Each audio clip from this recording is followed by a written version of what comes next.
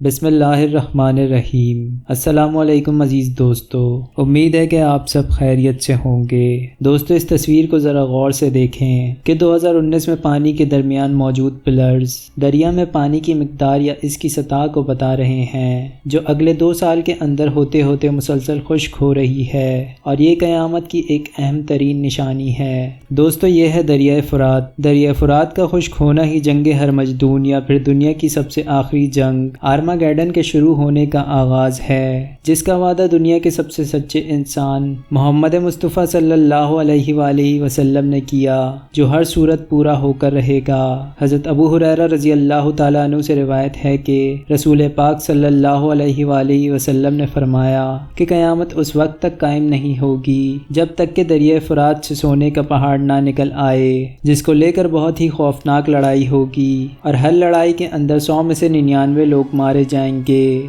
ان میں سے ہر ایک شخص یہ سوچے گا کہ شاید میں اس لڑائی کے اندر بچ جاؤں اور اس تمام مال کو حاصل کر لوں۔ ایک اور روایت میں آتا ہے کہ دریائے فرات خشک ہو کر سونے کے خزانے کو ظاہر کر دے گا، لہٰذا جو شخص بھی اس وقت موجود ہو اس میں سے کچھ بھی نہ لے۔ دوستو اس اہم ترین حدیث مبارکہ کے اندر قرب قیامت کے قریب کی ایک اہم ترین پیشن گوئی کی گئی ہے، جس کے مطابق دریائے فرات، جس کا بہاؤ اس دور کے اندر بھی اپنے عروج پر تھا اور کسی کے تصور میں بھی نہیں تھا کہ یہ کبھی خشک ہو سکتا ہے، عنقریب خشک ہو کر ایسے لوگوں کی آزمائش کرے گا جو کہ دنیا کے مال و زر یا لالچ کا شکار ہوئے یا پھر بے دین ہوئے، اور یہ لوگ اس مال کی خاطر ایک دوسرے کو قتل کریں گے۔ اس کے علاوہ ایسے لوگ جو کہ رسول اللہ صلی اللہ علیہ وآلہ وسلم کی حدیث مبارکہ پر ویسے ہی عمل کریں گے کہ جیسا کہ آپ صلی اللہ علیہ وآلہ وسلم نے فرمایا کہ اس مال میں سے کچھ بھی مت لینا۔ یہ آزمائش ان دونوں گروہوں کو بالکل الگ الگ کر دے گی۔ دوستو اس پیشن گوئی کو سمجھنے سے پہلے دریائے فرات کی تاریخ اور اس کی اہمیت کو سمجھنا انتہائی ضروری ہے۔ دوستو فرات کے معنی ہے صاف پانی۔ یہ دریا ترکی سے شروع ہو کر پھر شام اور عراق سے ہوتا ہوا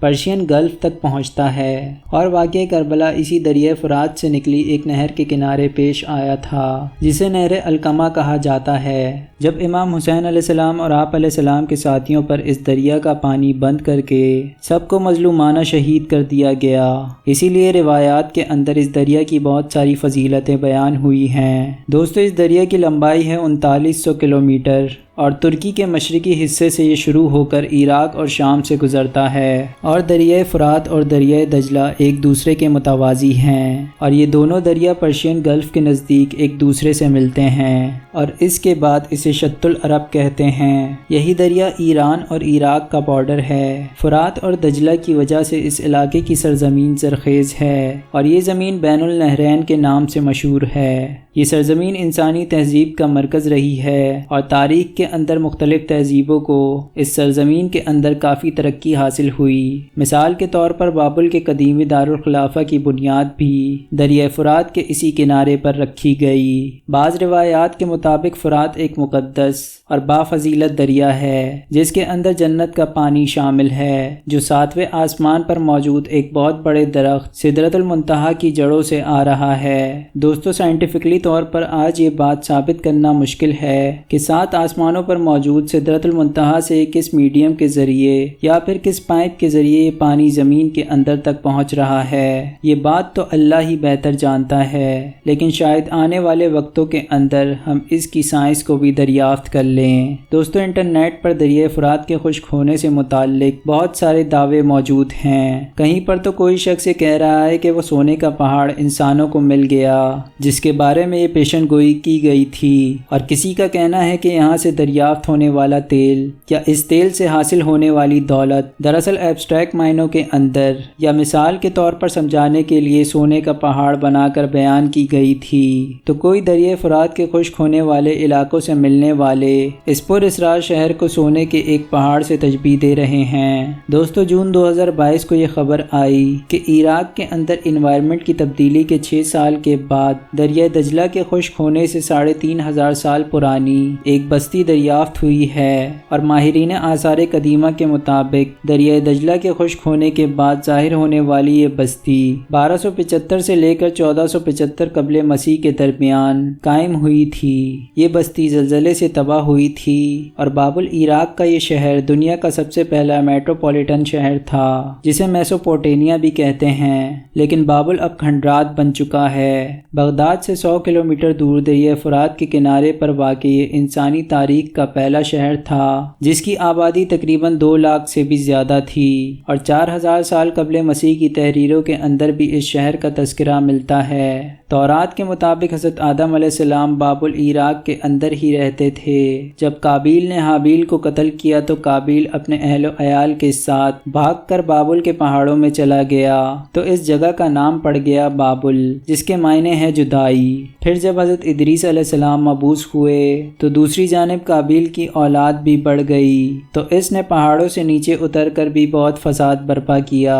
لیکن اس کے اندر نیک لوگ بھی شامل ہو گئے۔ تو حضرت ادریس علیہ السلام نے اللہ سے دعا کی کہ انہیں بھی ایک ایسی سرزمین عطا کرے جس کے اندر بابل کی سرزمین کی طرح ایک دریا بہتا ہو۔ مصر پہنچ کر ان لوگوں نے اس جگہ کا نام رکھا بیبلیون، جس کے معنی ہیں اچھی جدائی یا اچھی فرقت۔ کچھ لوگ ان کھنڈرات کو ہی سونے کے پہاڑ سے تشبیہ دیتے ہیں، جس کے مطابق یہ ماہرین آثار قدیمہ کے لیے ایک سونے کے پہاڑ جیسا ہے، پر ایسا بالکل نہیں ہے۔ اس شہر کی دریافت ایک اہم کھوج تو ہے، پر اس کا رسول اللہ صلی اللہ علیہ وآلہ وسلم کی پیشن گوئی سے کوئی تعلق نہیں۔ دوستو، ترکیہ اور شام نے دریائے فرات پر بہت سارے ڈیم بنا دیے ہیں، جس کی وجہ سے اس کے پانی کا لیول مسلسل کم ہو رہا ہے۔ اس پر بیلا ڈیم 1970 کے اندر بنایا گیا تھا، اور پھر 15 اپریل 2014 کو ترکی نے اس دریا کا بہاؤ مکمل طور پر بند کر دیا، جس کی وجہ سے ترکی اور شام کے بارڈر پر یہ کافی حد تک خشک ہو گیا،